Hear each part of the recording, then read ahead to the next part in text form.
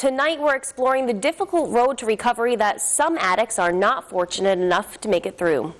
The Sunrise Center in Alpena specializes in drug or alcohol rehabilitation with a primary focus on substance abuse treatment. Over the years, the center has seen a shift from when it mainly saw patients who suffered from alcohol abuse. Currently, our biggest number of clients are opiate users. The unfortunate part about heroin and really opiate use is that we don't get older clients who are opiate users because they die or they get sober. But definitely an increase in numbers, a significant increase in numbers. Jen is a clinical supervisor at the center and has been there for 3 years, where she started as a clinician. Is there a certain case that stuck out to you in your experience? Andy. Yeah. Yeah. Andy Vogt's heroin addiction started just over 3 years ago when he was put on prescription painkillers. When I started getting into criminal trouble, I talked to my doctor and I told him I wanted to get off of them. It was at that point that I realized this was a bigger thing than I had thought.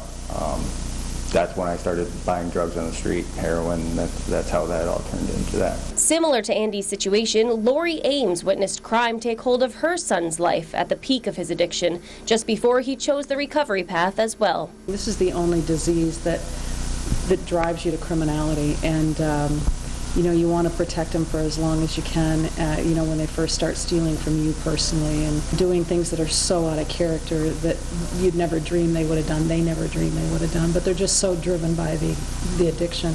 The addiction. It's heroin's incredibly addictive nature that makes it stand out amongst other drugs. It causes the pleasure portion of the brain to essentially work in overtime, creating higher levels of dopamine, killing any pain, and creating tranquility. This drug takes everything from you, and it takes everybody from you, and so basically you're trying to start a whole new life with this stigma of being an addict. It's that much harder to start over.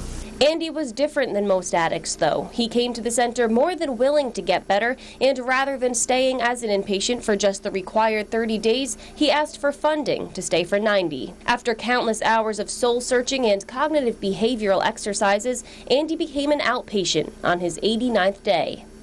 I see me getting my life back. A lot of addicts don't have that to look forward to. It wasn't until Andy became involved in drug-related crimes that he was able to receive funding to come to the center in the first place, an issue that is faced far too often by addicts. Now he's working to fix that, among other things. I'd like to give back to the still suffering addict, because it's not an easy road. Every addict, I truly believe, wants to get better. We all know in active addiction that something needs to change.